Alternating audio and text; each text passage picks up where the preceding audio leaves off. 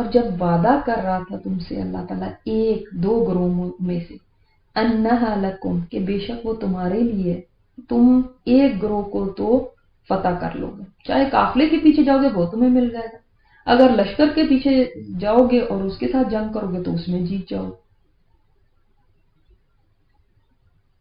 وَتَوَدُّونَ أَنَّ غَيْرَ ذَاتِ الشَّوْكَةِ تَكُونُ لَكُمْ اور تمہیں کیا دل چاہتا تھا کہ وہ جس میں کانٹا بھی نہ چھپے وہ ہمیں مل جائے، وہ جن کے پاس ہتھیار نہیں ہے، جن کے ساتھ اتنی کہ جب ایک ملنا ہی ہے تو پھر کیا ضرورت ہے کہ ہم ان کے ساتھ جا کے لڑیں. اس میں فائدہ بھی زیادہ نظر آ رہا تھا کہ ایک بہت بڑا قافلہ ہے، لیکن دیکھیں نا اللہ تعالیٰ کی جو پسند ہوتی ہے نا ہوتا وہی ہے. اور یرید اللہ ان یحق الحق بکلماتہ اور اللہ تعالیٰ چاہتا تھا کہ حق کو حق کر کے دکھا دے، کیونکہ اسلام کا تو مقصد یہ ہے کہ حق سامنے آ جائے اور باطل بھی سامنے آ جائے. اللہ تعالیٰ چاہتا تھا کہ کلمہ حق بلند ہو، اور یہ قافلہ لوٹ لینے سے نہیں حاصل ہونا تھا. تو اور اللہ تعالیٰ چاہتا تھا وَيَقْطَعَ دَابِرَ الْكَافِرِينَ اور اللہ تعالیٰ چاہتا تھا کہ کاٹ دے جڑ کافروں کی. جب آپ کو پتہ ہے انسان بعض دفعہ مشقت سے بچنا چاہتا ہے اور چاہتا ہے کہ بس وقتی تھوڑا سا فائدہ مل جائے، کہ تھوڑی سی چیز مجھے مل جائے، یہ مل جائے گی تو بس میرے لیے اتنا کافی ہے. جیسے فار ایگزامپل ہم سارے چاہتے ہیں چلو جنت میں چھوٹا سا ہی مکان مل جائے، بس ایک داخلہ ہی مل جائے، بس سب سے نیچے بے شک درجہ مل جائے. تو وہ بھی چاہتے تھے کہ ایک قافلہ بس ٹھیک ہے، اس میں سے ہمیں سامان وغیرہ مل جائے گا، کیا ضرورت ہے ان کے ساتھ لڑنے کی، کوئی قتل ہوگا کوئی یہ ہوگا اور ہمارے پاس اتنی طاقت بھی نہیں ہے. ظاہر ہے ایک انسان کو جنگ سے آتا تو ہے نا دل کے اندر ایک خوف. تو اللہ تعالیٰ کیا چاہتا ہے، اس سے بڑا فائدہ ان کو دینا چاہتا ہے. آج تک بدر کو یاد کیا جاتا ہے یوم فرقان کی نام سے، فرق کر دینے والی حق اور باطل میں. یہ وہ جنگ تھی جس نے عرب میں دھاک بٹھا دی تھی مسلمانوں کی، مسلمان بھی ایک قوت ہے، ایک طاقت ہے. یہ وہ جنگ تھی جس میں کافروں کی ٹاپ جو تھی نا، ان کی جو کریم کہہ دیں، ان کا جو ٹاپ تھا اس کا صفایا ہو گیا، جس میں سب سے بڑا تو ان کا جو سردار ابو جہل تھا، کیسے اس کا خاتمہ ہوا. اور اس کی وجہ سے دیکھیں جس کو آپ صلی اللہ علیہ وسلم نے فرمایا ہو کہ یہ میری امت کا ابو جہل فرعون ہے، جیسے موسیٰ علیہ السلام کا فرعون ہے نا، اس طرح میری امت کا فرعون ابو جہل پیغمبر تھے. ان کو کہا گیا آپ بستی چھوڑ دیں، اب ان کے اوپر عذاب آنے والا ہے. ان لوگوں نے جب آپ صلی اللہ علیہ وسلم کو اس قدر ستایا تو اللہ تعالیٰ نے اپنے نبی سے فرمایا بستی چھوڑ دیں، لیکن ان کے اوپر عذاب آسمان سے نہیں آیا، ان کے اوپر یہ عذاب تھا کہ اللہ تعالیٰ نے ان کو مسلمانوں کے ہاتھوں قتل کرایا. لِيُحِقَّ الْحَقَّ وَيُبْطِلَ الْبَاطِلَ وَلَوْ كَرِهَ الْمُجْرِمُونَ تاکہ حق حق ہو کے ثابت ہو جائے، سامنے آ جائے، اور باطل باطل ہو کے پتہ چل جائے کہ کیا ہے جو سچائی اور کیا ہے کفر ہے، وہ باطل ہے. اگر اس نبی کے ساتھ، ان لوگوں کے ساتھ اللہ نہ ہوتا تو یہ کیسے جیت سکتے تھے؟ سب کے ذہن میں آتی ہے نا بات. تو یہ مقصد کوئی غصہ نکالنا نہیں تھا یا کوئی بادشاہتیں حاصل کرنا نہیں تھا ان جنگوں کا مقصد یا اس جنگ کا مقصد، بلکہ یہ تھا کہ حق ثابت ہو جائے. جب آپ فریاد کر رہے تھے اپنے رب سے، تم سب فریاد کر رہے تھے، اصل میں تو آپ صلی اللہ علیہ وسلم نے سب سے زیادہ آپ نے کی تھی. اور یہاں پہ جمع کا صیغہ اس لیے آیا کہ بعض جگہ آتا ہے کہ آپ کی دعاؤں کے پیچھے مسلمانوں نے بھی آمین کہی، اور یہاں پھر یہ بھی مطلب ہے کہ سبھی ظاہر اپنی اپنی جگہ پہ اللہ سے فریادیں کر رہے تھے. تو جس وقت آپ صلی اللہ علیہ وسلم کو یہ پتا چلا تھا نا کہ اتنا بڑا لشکر ہے اور ایسے ہے، تو آپ صلی اللہ علیہ وسلم نے ایک جگہ تھی جس کو آپ کہہ دیں صاحبان کہہ سکتے ہیں، چھپر سا کہہ سکتے ہیں، وہ عریش اس کو کہتے ہیں. وہاں پہ آپ صلی اللہ علیہ وسلم نے قبلہ رخ ہو کے ہاتھ اٹھا کے اللہ تعالیٰ سے دعائیں کی، لمبی نمازیں پڑھی، دعائیں کی. اے اللہ تو نے مجھ سے جو وعدہ کیا اس کو پورا فرمایا. اللہ تو نے جس چیز کا مجھ سے وعدہ کیا وہ مجھے عطا فرما دے. اے اللہ اہل اسلام کی یہ جماعت اگر ہلاک ہو گئی، اس پوری زمین پہ تیری کوئی عبادت کرنے والا نہیں رہے گا. آپ ہاتھ اٹھا اٹھا کے اتنی دعائیں کر رہے تھے، حتیٰ کہ آپ کی کندھوں سے چادر گر گئی تو ابو بکر صدیق رضی اللہ عنہ آپ کے پاس آئے اور چادر پکڑ کے آپ کے کندھوں پہ ڈالی. پھر پیچھے سے آپ کے ساتھ لپٹ گئے، کہنے لگے یا رسول اللہ، اللہ سے آپ نے یہ کافی دعا کی ہے، آپ کا رب آپ سے کیے ہوئے وعدے کو ضرور پورا کرے.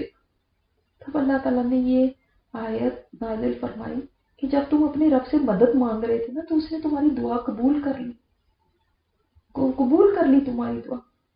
اور دیکھیں یہاں پہ یہی آ رہا ہے، اور یہ جگہ جہاں پہ آپ صلی اللہ علیہ وسلم نے یہ دعا کی تھی وہاں پہ آج ایک مسجد ہے. جو لوگ میرے ساتھ عمرے پہ گئے تھے تو الحمدللہ ہم نے وہاں پہ نماز بھی پڑھی تھی. تو مسجد عریش اس کا نام ہے. تو وہاں پہ آپ صلی اللہ علیہ وسلم نے دعائیں کی تھی.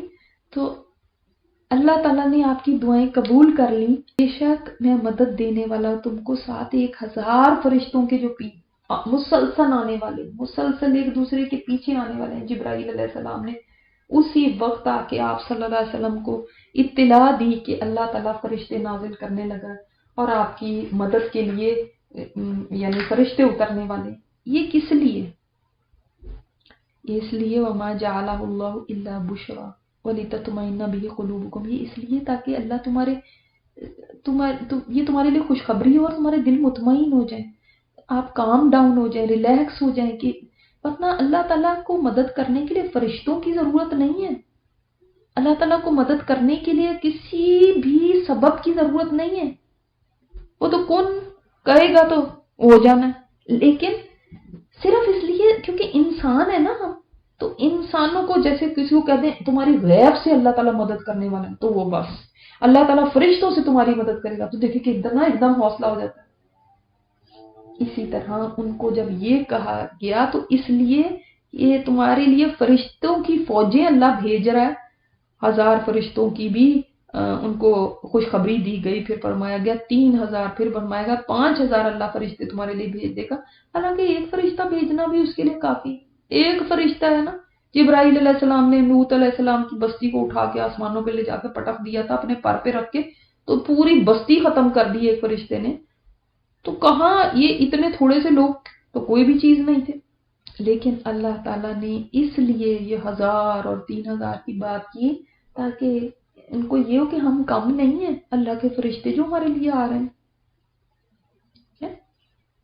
تو انسان ہی ہے، وہ اس کا دل بڑھ جاتا ہے کہ نہیں میرے ساتھ ہیں اتنے سارے، اللہ تعالیٰ نے ان کو بھیج دیا. اور واقعی حضرت ابن عباس نے بیان فرمایا کہ اس روز ایک مسلمان ایک مشرک کے پیچھے دوڑ رہا تھا جو اس کے آگے تھا. اتنے میں اس نے اپنے اوپر سے ایک کوڑے کی آواز سنی اور ایک گھوڑ سوار کی آواز سنائی دی. وہ کہہ رہا تھا اے ہیزوم آگے بڑھ. ہیزوم اس فرشتے کے گھوڑے کا نام. پھر اچانک اس نے دیکھا کہ وہ مشرک اس کے سامنے گرا پڑا. یعنی اس طرح فرشتوں نے وار کیے. تو اس مسلمان نے اس مشرک کی طرف دیکھا تو اس کی ناک پہ چوٹ لگی ہوئی تھی اور اس کا چہرہ اس طرح پھٹ گیا تھا جیسے کسی نے کوڑا مارا اور اس کا پورا جسم نیلا پڑا ہوا تھا. اس انصاری نے آپ صلی اللہ علیہ وسلم کی خدمت میں حاضر ہو کے واقعہ سنایا تو آپ نے فرمایا تم نے سچ کہا، یہ تیسرے آسمان سے مدد آئی ہے. تو اس دن مسلمانوں نے 70 مشرکوں کو 70 کو قتل کیا اور 70 کو قیدی بنایا تھا.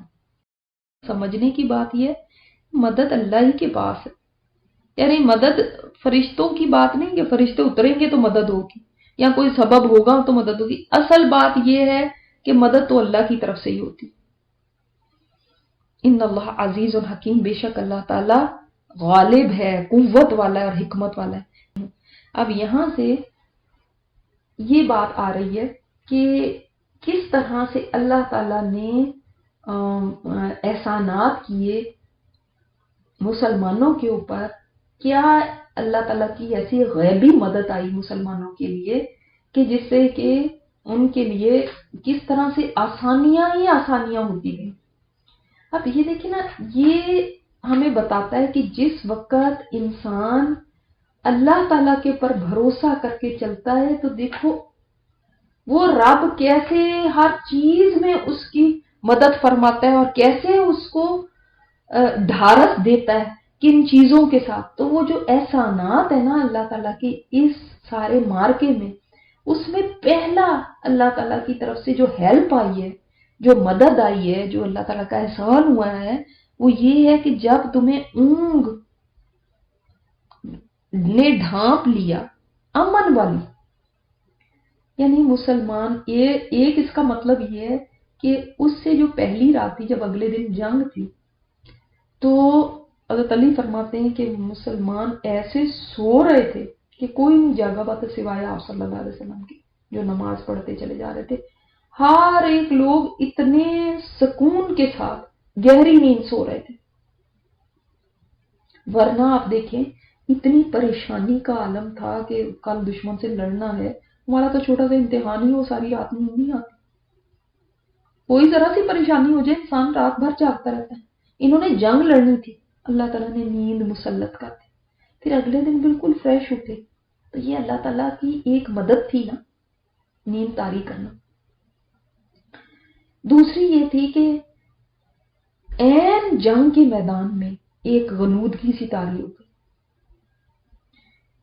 یعنی بالکل ایک جیسے تھوڑی دیر کے لیے نا غنودگی ہو گئی اور اس کے بعد وہ بالکل فریش ہو گئے. یہ بھی اللہ تعالیٰ کی ایک مدد تھی.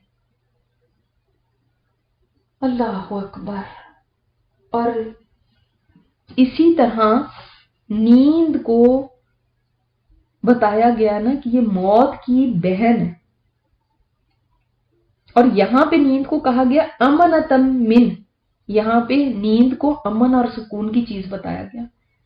تو اس سے ایک باریک سا نقطہ ہے جو علماء نے بیان کیا، مفسرین نے، کہ دیکھو جب نیند موت کی طرح ہے تو اگر یہ نیند امن والی اور سکون والی اور راحت والی ہو سکتی ہے تو حقیقی موت جب آئے گی تو وہ بھی مومن کے لیے سکون کا باعث ہوگی. یُنَزِّلُ عَلَيْكُم مِّنَ السَّمَاءِ مَاءً لِّيُطَہِّرَكُم بِهِ، اور وہ اتار رہا تھا تم پر آسمان سے پانی تاکہ وہ پاک کر دے تم کو اس کے ساتھ. اب آپ دیکھیں کہ مسلمانوں کے پاس جب پانی نہیں تھا، وضو کی مشکل تھی، جو احتلام کی حالت میں تھے، جنبی ہو گئے تھے، ان کو غسل کی ضرورت تھی. اب اس وقت کے اندر اللہ تعالیٰ نے بارش برسا کے آسمان سے ان کی پاکی کا انتظام کر دیا. بارش ویسے بھی انسان کے لیے کتنی ایک پلیزنٹ چیز ہوتی ہے اور پاکی کا بھی ذریعہ ہو گئی، فریش کر دیتی انسان کو. کبھی ڈپریس وغیرہ بھی ہوں، وضو کر لیں تو انسان کتنا بہتر فیل کرتا ہے. کبھی اداس ہوں، بارش ہونے لگے تو انسان کی کتنی کیفیت ڈفرینٹ ہو جاتی ہے. شیطان کی، یعنی انسان کی جو گھبراہٹ، جو وسوسے جو شیطان کی طرف سے آ رہے ہیں، ایک انگزائٹی ہوتی ہے نا، یہ دیکھیں نا شیطان انسان کو مسلسل وسوسے ڈال ڈال کے غمگین کرتا ہے، ڈپریس کرتا ہے. تو وہ بھی اللہ تعالیٰ دور کر دے کہ جب بارش ہو رہی ہے اور انسان فریش بھی ہو گیا ہے، پانی مل گیا ہے، تو یہ ایک ایسی چیز تھی کہ وسوسے بھی شیطانی دور ہو جائیں. شیطان دل میں ڈالتا ہے نا تمہارے ساتھ تو اللہ نہیں ہے، دیکھو تمہاری کیا حالت ہو رہی ہے، دیکھو تم کس مصیبت میں پھنس گئے ہو. تو اللہ تعالیٰ کی ہیلپ آنے سے وہ وسوسے بھی دور ہو رہے ہیں. تو رجس اصل میں انسان کی مسلسل پریشانی کے لیے آتا ہے، بے چینی نہیں ہوتی اندر، اس کے لیے آتا ہے. اور یہ دیکھیں یہاں پہ رجس، ویسے تو رجس قرآن پاک میں عذاب کے لیے بھی آیا ہے لفظ، عذاب کے لیے، لیکن یہاں پہ شیطان جو وسوسے ڈالتا ہے اس کے لیے، انسان کو جو اینکشس رکھتا ہے، ڈپریس کرتا ہے، اس کے لیے. یہ باندھ دے تمہارے دلوں کو، اور یثبت بہ الاقدام، اور اس کے ذریعے تمہارے قدموں کو جما دے، دلوں کو ڈھارس بندھا دے. یہ بھی اللہ کی ایک مدد ہے. دیکھیں جو دل ہے نا، یہ اللہ تعالیٰ کی کریم انگلیوں کے درمیان ہے.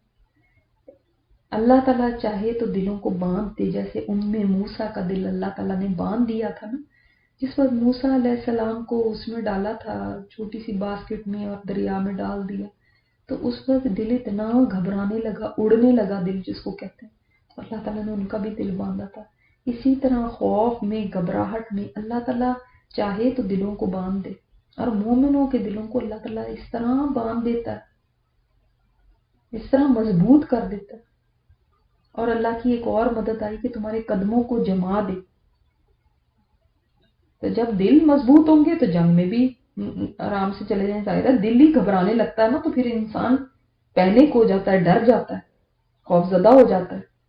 اگر دل کمزور ہوئے تو ڈر تھا کہ جنگ میں گھبرا جائیں گے، بھاگ جائیں گے۔ اللہ تعالیٰ نے دل مضبوط کر دی، فرشتوں کا نزول کا پتہ چل گیا، یہ بھی ایک مدد تھی۔ بارش ہو رہی ہے، پھر قدم بھی جم گئے۔ قدم جمنے یہ بھی ہیں کہ جیسے میں نے آپ کو بتایا کہ ان کی جگہ جو تھی وہ ریت والی تھی، اور اس پہ بارش ہوئی تو چلنا آسان ہو گیا۔ اور قدموں کا جمانا ویسے بھی ہے کہ اللہ تعالیٰ نے ان کی مدد جب فرشتوں سے کرنے کا وعدہ کر دیا تو اللہ تعالیٰ نے ان کے قدموں کو جمانے کا انتظام کر دیا۔